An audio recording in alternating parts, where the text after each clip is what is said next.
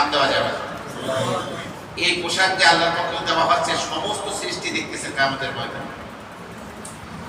এরপরে রাজমুকুট আনা হবে, বাবার মাথায় একটা রাজমুকুট, মায়ের মাথায় একটা রাজমুকুট। রাসূলুল্লাহ সাল্লাল্লাহু আলাইহি ওয়াসাল্লাম বলেন, অসংখ্য মণিমুক্তা খচিত থাকবে সে রাজমুকুটের মধ্যে। সেই মণিমুক্তা মানে দুনিয়ার বিস্ফোরক মণিমুক্তা না, দাওউহু আহসানু মিন দাওইশ শামস, সূর্যের প্রখর দীপ্তিময় আলো ছটার চেয়ে যার আলো প্রতিবিম্বিত হয় অত্যন্ত শক্তির সাথে, এত বড় শক্তির সাথে আলোর বিকিরণ ঘটাবে, সেগুলো যে এই প্রদীপ্ত সূর্যের আলোর চেয়েও তার তেজ বেশি হবে। এটা এক সেট পোশাক মাকে, এক সেট পোশাক বাবাকে, একটা রাজমুকুট বাবাকে, একটা রাজমুকুট মাকে পড়তে দেওয়া হবে। সমস্ত কিয়ামতের ময়দানের লোকজন তাকিয়ে থাকবে, আনন্দের আতিশয্যে মা বলবে, বাবা বলবে, বিমা কুসিনা হাযা, এত মহামূল্যবান রাজমুকুট আমাদেরকে কেন পড়তে দেওয়া হয়েছে? আল্লাহ সুবহানাহু ওয়া তাআলার পক্ষ থেকে বলা হবে, বিআখরি ওয়ালাদিকুমাল কুরআনা, তোমাদের সন্তান কোরআন গ্রহণ করেছিল, কোরআন পড়েছিল, কোরআন অনুযায়ী জীবন গড়েছিল এবং কোরআনের পথে জীবন কাটিয়ে এসেছে, তার পুরস্কার হিসেবে তোমাদেরকে এই নিয়ামত দেওয়া হবে। হাদিসের শেষে রাসূলুল্লাহ সাল্লাল্লাহু আলাইহি ওয়াসাল্লাম বলেন, ফামা যান্নুকুম বিল্লাযী আমিলা বিহাদা, এই পোশাক, এই রাজমুকুট যদি ওই হাফেজ ছেলে হাফেজ মেয়ের ওসিলায় বাবা মা পেতে পারে, যে নিজে কোরআন অনুযায়ী জীবন করেছিল, আমল করেছিল, ফামা যান্নুকুম বিল্লাযী আমিলা বিহাদা, কি ধারণা তোমাদের আল্লাহ পাক তাদেরকে কত বড় পুরস্কার দান করবে? সেই পুরস্কার আপনার সন্তানরা, যদি আপনি চান যে আপনার সন্তান পাক, সন্তানকে আপনি হাফেজ বানান, সন্তানকে আলেম বানান। আমার পৃথিবীর আমার ভাইরা, দুনিয়ার সবাই, আমাদের ছাত্ররা অনেক সময় দেখা যায় ইংলিশ মিডিয়ামে যারা পড়ে অথবা দুনিয়ায় দামি দামি স্কুল কলেজে পড়ে, এরা তখন মনে করে আমরা তেমন কিছু পাই নাই। এটা হীনমন্যতা। তুমি সর্বশ্রেষ্ঠ জিনিসটি পেয়েছো, তুমি সর্বশ্রেষ্ঠ জিনিসটি পেয়েছো। আমার অত্যন্ত প্রিয় একজন ইঞ্জিনিয়ার মুসলিম ছিলেন, গতকাল আগে মারা গেছেন। উনি কর্নেল গাদ্দাফির সাথে কাজ করেছেন লিবিয়াতে। উনি একদিন আমাকে এসে বলছে, হুজুর, দুনিয়ার যা কিছু দেখেন এগুলো আমরা ইঞ্জিনিয়াররা বানাইছি, কথা সত্য। রাস্তাঘাট, কারবার ব্রিজ, দুনিয়ার স্থাপনা, বিশ্ব সভ্যতা, এটা ইঞ্জিনিয়াররা প্রকৌশলীরাই বানায়। আসলে তার দাবি এটা না, মূল দাবি হলো এই দুনিয়ার সবচেয়ে গুরুত্বপূর্ণ মানুষ হলাম আমরা, সবচেয়ে দামি মানুষ আমরা সভ্যতা করি। তার পাশে বসেছিল এক ডাক্তার, সে আমার মুসলিম। সে বলে, ইঞ্জিনিয়ার সাহেব আমাকে চিনছেন? বলছে, না। আমি বললাম, ওই ডাক্তার 3 দিন আগে আপনার রাত 3টার সময় পেট ব্যথা উঠছিল, আপনার ফোলারে পাঠাইছিলেন ওষুধ খাওয়ানোর লাগে। আমি আইসা আপনার একটা ট্যাবলেট খাওয়াইছি, আপনি সুস্থ হয়েছিলেন, মনে আছে? তার মানে ডাক্তার সাহেব দাবি করতে চান আমি দুনিয়ার সর্বশ্রেষ্ঠ মানুষ। আপনারা ইঞ্জিনিয়াররা, আপনারা অসুস্থ হলে আপনাকে ট্যাবলেট খাওয়াই আপনি ভালো পাবেন। এখন কম্পিউটার বিজ্ঞানীরা বলবেন আমরা সর্বশ্রেষ্ঠ, কারণ এই পৃথিবী কম্পিউটার ছাড়া অচল। ব্যবসা বাণিজ্য, উড়োজাহাজ চলে কম্পিউটারের নিয়ন্ত্রণের মাধ্যমে। কম্পিউটার নাই তো কিছু নাই। এই কম্পিউটার বিজ্ঞানীদেরকে ধমক দিচ্ছে রোবট বিজ্ঞানী, আরে মিয়া কি পুরানো কম্পিউটার নিয়ে কথাবার্তা পাও, এগুলো তো অনেক আগের কাহিনী। এখন আধুনিক সভ্যতা হলো পৃথিবীর যে একটা মেশিন, রোবট, মেশিনারি একটা জিনিস, সুস্থ মস্তিষ্ক সম্পন্ন একটা মানুষের মতো কাজ করে, তরকারি পাকায়, এমনকি ব্রেন অপারেশন করতেছে রোবটে। আমরা রোবট বিজ্ঞানী, আমরা সর্বশ্রেষ্ঠ। এদের সবাইকে ধমক দিচ্ছে আমেরিকার নাসা গবেষণা করে, যেটা মহাকাশ সম্পর্কে গবেষণা করা হয়, যেখানে সর্বাধুনিক টেলিস্কোপ মহাকাশের দিকে ফিট করা, তার নাম হলো হাবল স্পেস টেলিস্কোপ। এই টেলিস্কোপের ধারণ ক্ষমতা হলো, বিজ্ঞানীরা বলছেন, 1300 মিলিয়ন আলোকবর্ষ দূরে যা আছে, এই হাবলের টেনে পিছনে সাদা পর্দায় দেখিয়ে দেয় মহাশূন্যে মহাকাশে কি বিরাজ করছে পৃথিবীর মানুষকে।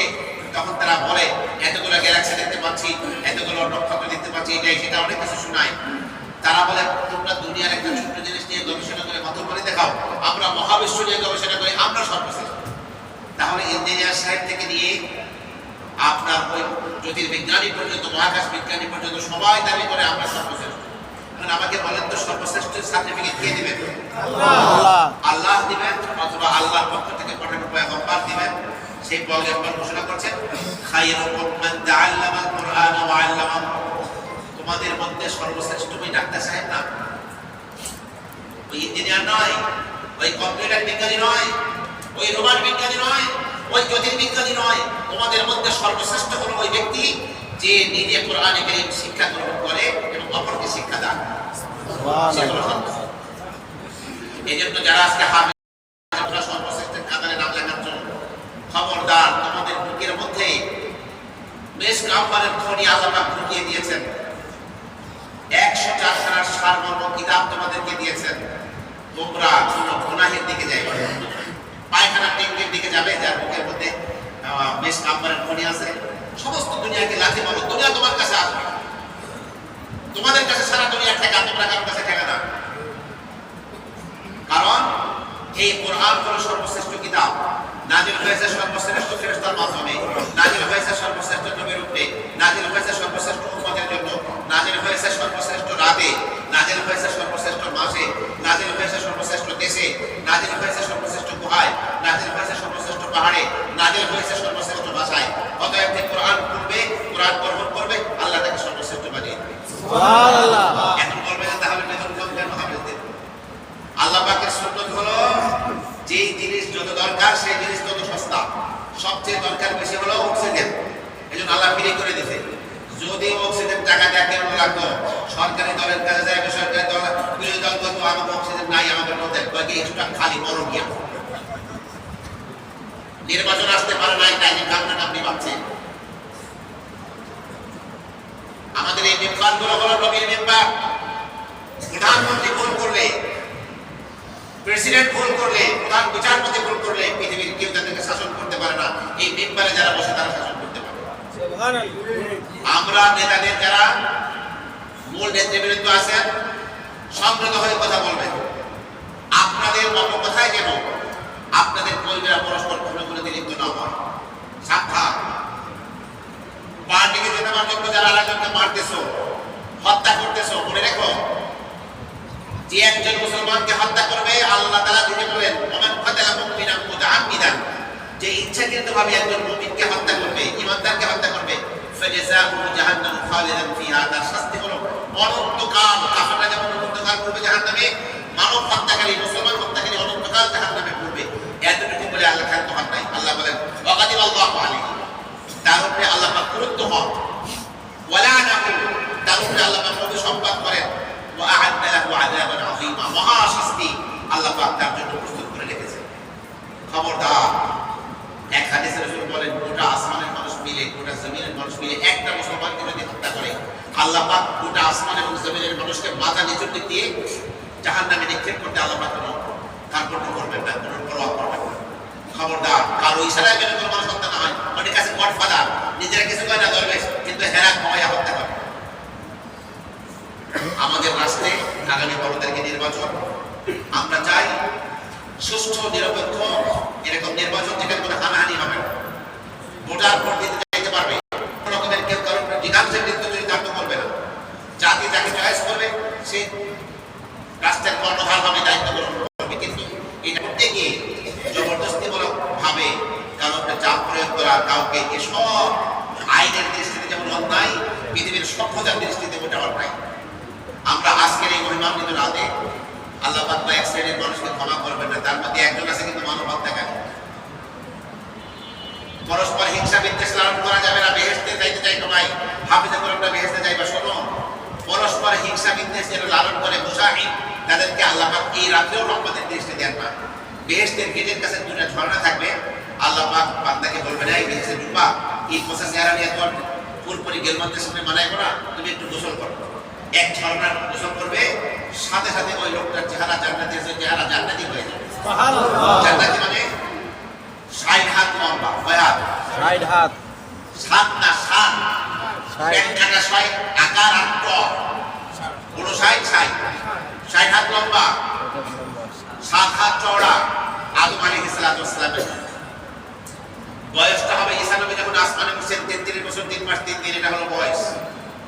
চেহারাটা হবে হযরত ইউসুফ আলাইহিস সালামের মতো, সহনশীলতা হবে হযরত আপনার ইয়াকুব আলাইহিস সালামের মতো, ধৈর্য হবে আইয়ুব আলাইহিস সালামের মতো, আর আখলাকটা হবে বিশ্বনবী মুহাম্মদুর রাসূলুল্লাহ। আমরা কি সবাই জান্নাতে যেতে চাই? আল্লাহ জান্নাতের ফিটনেস হওয়া মানে দুনিয়ায় হিংসা বিদ্বেষ ত্যাগ করা। আল্লাহ জান্নাতের ফিটনেসটা দুনিয়ায় হয়ে আমরা কারো বিরুদ্ধে হিংসা বিদ্বেষ লালন করবো না। আল্লাহ সেইভাবে আমাদেরকে তৌফিক দান করুন। সবাই বলুন কোরআন ওয়ালাদের সাথে সম্পর্ক রাখবেন, ঠকবেন না, ইনশাআল্লাহ জিতবেন। এখন যারা বিরুদ্ধ আছেন, কোরআন সহি না হলে নামাজ সহি হয়। আপনি বলবেন আমরা বড় হয়ে গেছে, পড়ার টাইম নাই। আমার তো মাজার মসজিদে আছে, আপনাদের এখানে আছে কিনা জানি না, 27 দিনে 27 ঘন্টায় ঈশান নামাজের পরে বয়স্ক মানুষদেরকে কোরআন বিনা পয়সায় শেখানো হয় আমার মসজিদে, আপনাদের পাশে।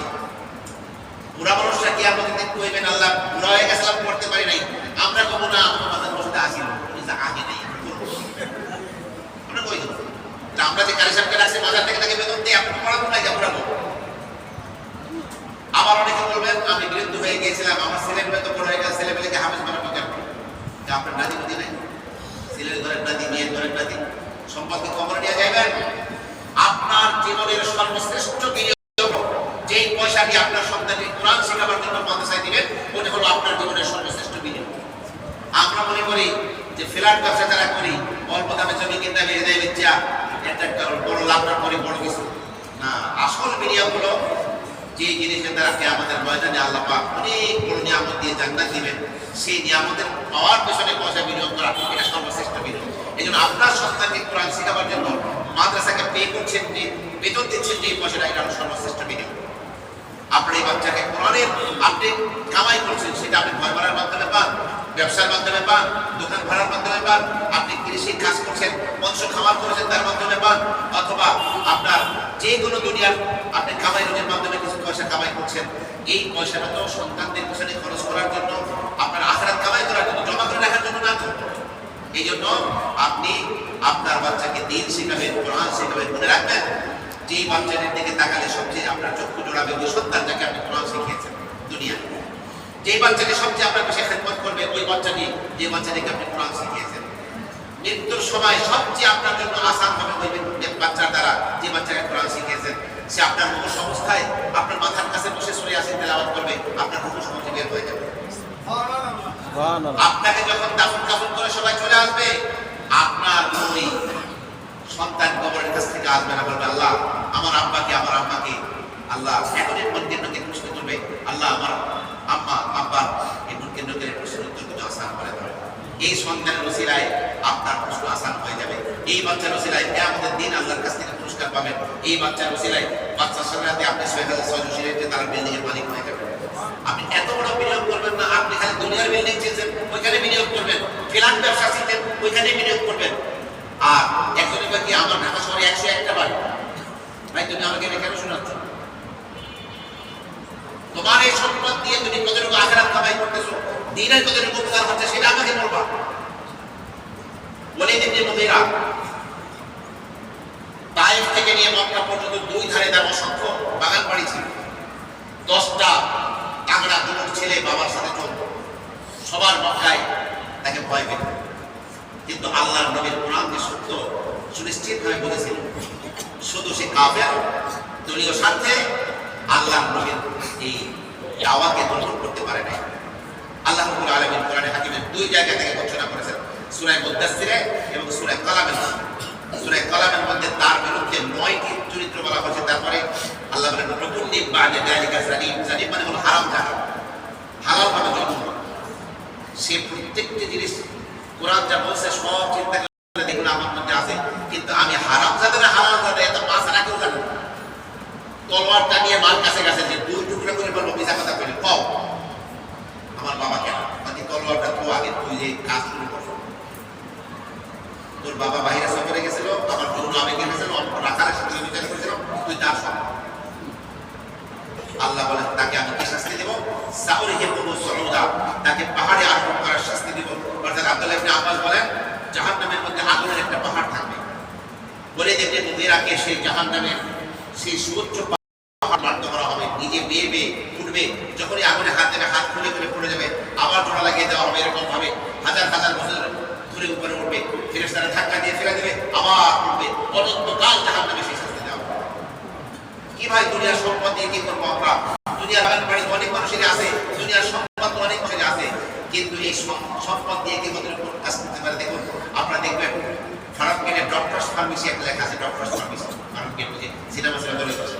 এটা আব্দুল মালিক নামে এক হাজি সাহেব, উনি একজন ইঞ্জিনিয়ার ছিলেন। কিন্তু উনি ওনার জীবনের সম্পদগুলো কোরআনের শিক্ষার জন্য দিয়ে গেছেন।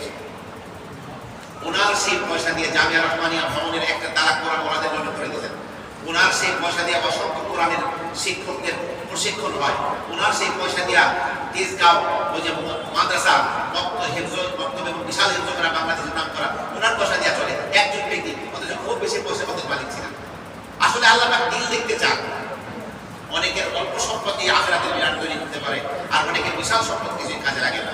আজকের এই মহিমান্বিত রাতে আমরা আল্লাহ পাকের কাছে যা চাওয়া দরকার যা চেয়ে নিব, তওবা ইস্তেগফার করব, কোরআন তেলাওয়াত করব, জিকির আজকার করব, তাসবিহ তাহলিল করব। সবচেয়ে বড় কথা হলো বান্দার হক নষ্ট কেউ করে থাকলে শুধু আল্লাহর কাছে তওবা করলে হবে না, বান্দার কাছে গিয়ে মাপ চাইতে হবে। কথা দিয়ে যদি কাউকে কষ্ট দিয়ে থাকে মাপ চাইতে হবে, আচরণ দিয়ে কষ্ট দিয়ে থাকলে মাপ চাইতে হবে। আবার মানুষ তিন ধরনের ঋণী, একটা হলো রাষ্ট্রের কাছে ঋণী, একটা হলো প্রতিষ্ঠানের কাছে ঋণী, একটা হলো ব্যক্তিগত ভাবে ঋণী, ব্যক্তিকার কাছে। যদি বাংলাদেশের রাজস্বের একটা টাকা কেউ অন্যায়ভাবে খায়, বাংলাদেশের 18 কোটি মানুষের কাছে ঋণী হয়ে যায়। 18 কোটি মানুষ আলাদা আলাদা ক্ষমা না করলে তার ক্ষমা নাই। এরপরে একটা প্রতিষ্ঠানে চাকরি করে, যেই কাজ করার বিনিময় তাকে পারিশ্রমিক দেওয়া হচ্ছে, সেই কাজ পূর্ণ না করে যদি কেউ বেতন নেয়, সে প্রতিষ্ঠানের কাছে ঋণী থাকে। এইভাবে বাংলাদেশের বহু বিশেষ করে ডাক্তার আছে, তাদেরকে গ্রাম পর্যায়ে তাদের পোস্টিং, উপরওয়ালাদেরকে ম্যানেজ করে ম্যাক্সিমাম টাইম ঢাকা থেকে ঠিকমতো রুগী দেখে না গ্রাম পর্যায়ে, কিন্তু মাসের শেষে রাজস্ব থেকে হওয়া তাদের বেতনগুলো ব্যাংক থেকে তুলে নেয়। এই ডাক্তার সাহেবরা কি আমাদের দিন আল্লাহ পাকের কাছে কি উত্তর দেবেন? 18 কোটি মানুষের ঋণ নিয়ে কবরে যাচ্ছেন আপনি, আপনি বিশেষ ডাক্তার হয়েছেন, আল্লাহ পাক আপনাকে ছেড়ে দেব? আর রাজনৈতিক টাকার উপর দিয়ে চলবো, এরা মনে করে বাংলা লেখা সব যায়। এমনকি কোন আল্লাহর বান্দা সম্পর্কে শুনি, বাপের লাইগা, বাপে মরে গেছে, এর লাইগা দোয়ার অনুষ্ঠান করবে, সেইখান থেকে বৃষ্টি আসে যে দোকান দিয়া, সেটাও বিনা পয়সায় জোর করে। বাপের কবরে কি পৌঁছাইল হয়? আল্লাহ আমাদেরকে অকর্ম থেকে চাঁদাবাজি থেকে হেফাজত করেন। আমাদের হালাল জন্মকে ঢোকাবার আগে 10 বার চিন্তা করতে হবে এটা হালাল কি। আপনি দুর্নীতি করে আপনি একটা ভাত বেশি খেতে পারবেন না, আপনার চাকরিতে আছে। দুর্নীতি করে একটা গোষ্ঠীর টুকরা বেশি খেতে পারবেন। আপনার আমার সৃষ্টির 55,000 বছর আগে আরশে আজিমের মালিক আপনার আমার নিজে লিখে দিয়েছেন। যারা তাড়াহুড়া করে তারা দুর্নীতি করে। আমি দোয়া করে শেষ করে দেবো, আলোচনার কথা দোয়ার কথা। আলী রাদিয়াল্লাহু আনহু কাহিনীটা বলে শেষ করছে। আলী রাদিয়াল্লাহু আনহু সফর থেকে আসছেন, তো হঠাৎ করে এক ভিক্ষুক বলে আমাকে কিছু দান করে। আলী রাদিয়াল্লাহু আনহু কাছে পয়সা পাতি দিল, কিন্তু ভিক্ষুককে খালি হাতে ফেরত দেবেন না। বলছেন, বাবা আমার ঘরের লাগামটা নিয়ে তুমি একটু দাঁড়াও, আমি দেখি আমার ঘরে কোনো পয়সা পাতি আছে না। অনেক খোঁজাখুঁজি করতে গিয়ে 2টা টাকা 4টা টাকা অনেক কষ্ট করে পাইছে। আসে দেখে যে লাগাম দিয়ে গেছিল, যে লোকটার হাতে হ্যাঁ না হ্যাঁ লাগাম নিয়ে পালায় চলে গেছে। উনি খাদেমকে ডেকে বললেন যে আমার বোন বলতেছে মদিনার বাজারের কোনো জায়গায় কোনা কোনায় যে ভাই বইয়ের ওটা পেছনের লেগে, তুমি যাও এখানে 4টা টাকা দিয়ে লাগামটা নিয়ে আসো। যাইয়া দেখে আপনাদের মিরপুর বলে সোরা মার্কেট আছে। আপনার কি আজিব ব্যাপার, মিরপুরে আবার সোরা মার্কেট, মানে সবাই বলে চুরি করলে এখানে দিয়ে পাওয়া যায়। এরকম বহু চোরাই যায় বলছে 4টা টাকা দিয়ে খাদেম লাগামটা এনে হয়তো আলী রাদিয়াল্লাহু আনহু আফসোস করে বললেন, বাবা এই 4টা টাকা তোমাকে দেওয়ার জন্যই আমি ঘর থেকে বেরিয়েছিলাম। তাড়াহুড়ো করতে গিয়ে তুমি সেই হারাম পন্থায় গ্রহণ না করে হারাম পন্থায় নির্বন্ধ বিতরণ করো। আজকে যারা 1000 কোটি টাকার দুর্নীতি করছে রাষ্ট্রের সম্পদ দিয়ে, ওই টাকা হারাম পথে তার কাছে আসতো, কিন্তু সে তাড়াহুড়ো করতে গিয়ে হারাম ভাবে উপার্জন করে জাহান্নামের লাকড়ি পাচ্ছে। পরকালে জাহান্নামে তাকে 1000 কোটি বছর চলতে হবে, কয়টা পয়সা পায়। আল্লাহ পাক এই সমস্ত অন্যায় হারাম থেকে আমাদেরকে রক্ষা করেন। প্রতিটি পয়সা হালাল উপার্জন করে হাফেজে কোরআনদের নসিহত করো। তোমাদের ঈদের দিনে ছুটি নাই, তোমরা নিয়মিত কোরআন তেলাওয়াত করবা। এত ফেসবুক দেখো না, ফেসবুক দেখে আসল বুক শেষ। কোরআনে কারীম ডেইলি 1 মজলিস তেলাওয়াত করবা। আল্লাহর নবীর সাহাবীদের মধ্যে যারা হাফেজ ছিলেন তারা বৃহস্পতিবার খতম শুরু করতেন, আর বুধবারে খতম শেষ হয়ে যেত পরবর্তী বুধবার।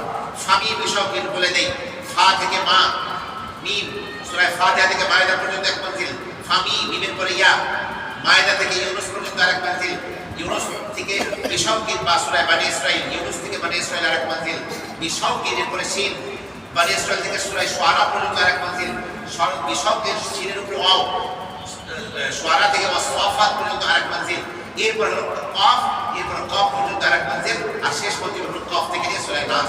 বৃহস্পতিবার খতম শুরু করবে, এবারে খতম শেষ হয়ে গেল। সাহাবারা জিন্দেগি আমার দাবি থাকবে, আমার যে বাচ্চাদেরকে আজকে আমি দাবি আগে পড়ালাম, তোমাদের হাফেজদের কোরআন পড়বার জন্য কোরআন খুলে রাখা জরুরি না।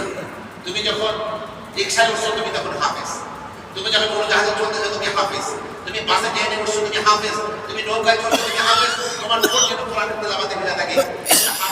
এখন আমি দেখছি